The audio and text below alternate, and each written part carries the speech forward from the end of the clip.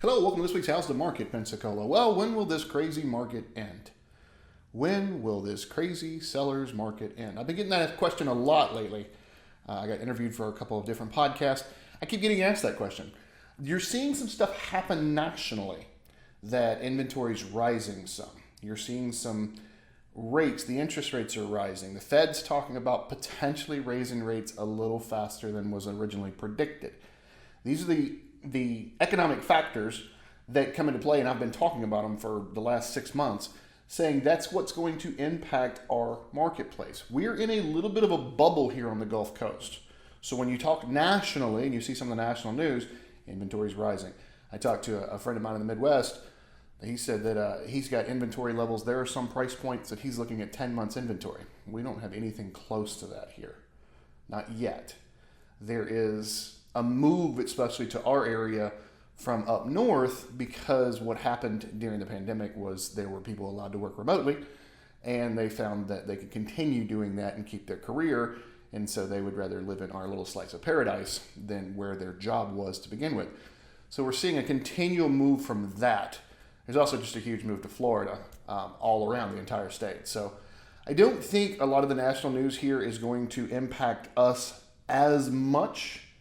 Some of the national stuff obviously is impacting us, like the eviction moratorium being extended. If you watched last week's show, you know that I said something about it being expired, and then they extended it. And to be honest, that's a battle that's going to be interesting to watch because, well, the Supreme Court said you can't do it. They did it anyways. So we'll find out if it's just a maneuver or not. I'll keep an eye on that and keep you up to date. And anybody that talks or reaches out to me, they can ask my opinion. But I try and keep those opinions off of this show because I do this show just for data for our area. So anyways, do I think that our market is changing some? Yes. Yeah, I think there's ever so slight a turn right now. But these turns that do start ever so slightly. So sellers pay attention because we are seeing an increase. And this is why I say, am I seeing a slight difference? We are seeing an increase in price decreasing. That was different. Decreasing. We're seeing an increase in prices decreasing on the MLS, meaning they come on at this price and then they do a price reduction. That was probably a better word I needed to do, the reduction in price.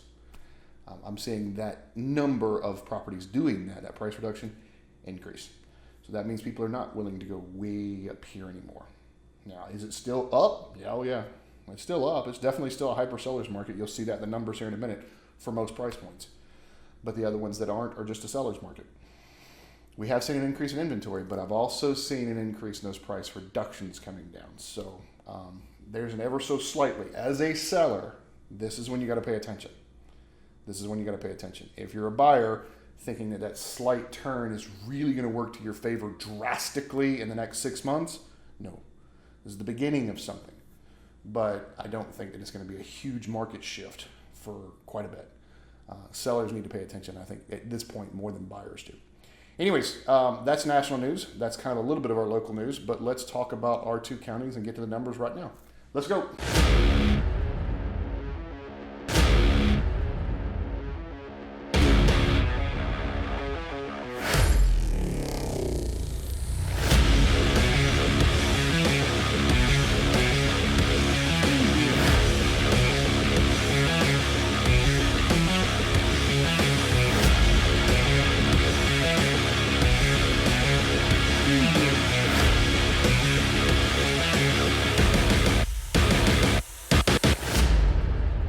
All right, if you've never seen a show, you don't know that I always start with this slide right here. It says if you have between 6 and 7 months worth of inventory, you have what's called a neutral market. Anything greater than 7 months is considered a buyer's market. Anything less than 6 months is considered a seller's market. What the slide doesn't say is anything greater than 9 is considered a hyper buyer's market. Anything less than 3 is considered a hyper seller's market. We start as normal over in Escambia County, and over here on the left is your price points. On the right is color-coded for our month's inventory. That's why I do that first slide first. The first slide first. Genius. Looks like the 550,000 to 600,000 has jumped up some more. So it's 4.3 months worth of inventory now. So that's pretty much dead center of a seller's market, not a hyper seller's market. And our luxury is still over the 3-month price point that we need to be and a hyper seller's market. So it's just a seller's market as well. 529 active, so just a few more active. We seem to be very snail pace adding some inventory, which is good. We need some of this inventory to come on here, especially in these 100,000, or I guess I should say under 350,000. I'd like to see inventory come on there. And it's not like we don't have houses. If you look at the 250,000 to 300,000, there's 92 houses active right now between that price point. But there's also 184 pending, and the demand is so high in that price point, it's less than a month's inventory. And this is why I tell buyers not to, think that we're going to go crazy. We're still selling at 100% or 101%. I'm just seeing some price reductions. That number can be slightly manipulated, because if I see a price reduction, let's say I start at 450 and I price reduce it to 425 and then we sell it at 425, well, then the data is going to show I sold it at 100%. Pay attention. Pay attention. So that is Escambia County. Let's jump over to Santa Rosa County real quick. Santa Rosa County, 285. So we got a little bit more inventory. Not much. The luxury is the only price point that is over the hyper sellers, that 3 month, under 3 months. They're the only one that's over. Looks like our 450 to 500,000 has gained a little bit, and they're at 2.3 months. So they're creeping up to out of a hyper seller's market and just a seller's market. Like I said last week, I've said it for the last couple of weeks, there are different price points. If you look, there's different marketing, there's different offering strategies for each one of these markets. If I'm in a neutral market, it's one thing. If I'm in a buyer's market, it's another. Seller's market, hyper buyers, hyper sellers. There are marketing strategies in each one of those markets, and there is also buying strategies in each one of those markets.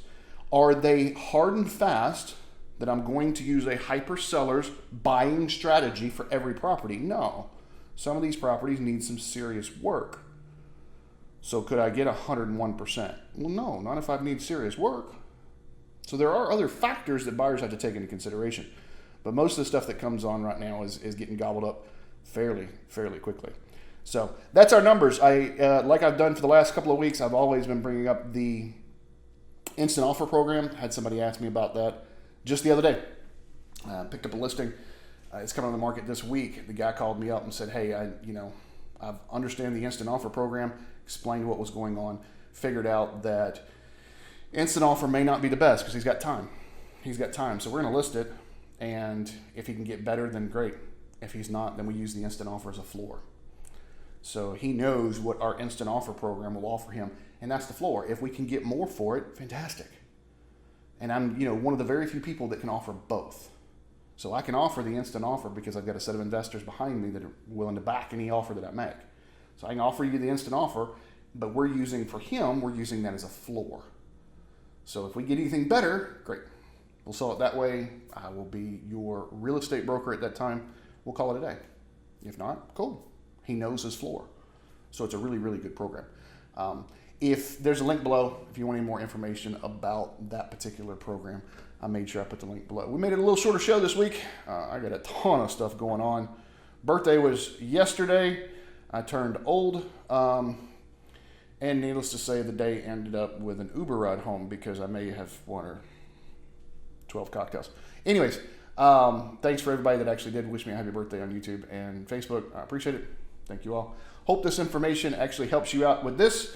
Kids are back in school this week, so pay attention to buses and bus stops and everything else. Pay attention to those. Escambia County and Santa Rosa County, I think, start Tuesday and Wednesday, so pay attention. Thanks for watching. Have a great week. I'm a man on a mission. My mission is to help people break through all the noise out there and don't need no permission. I want to help you get to actual truth. Don't you just want the truth?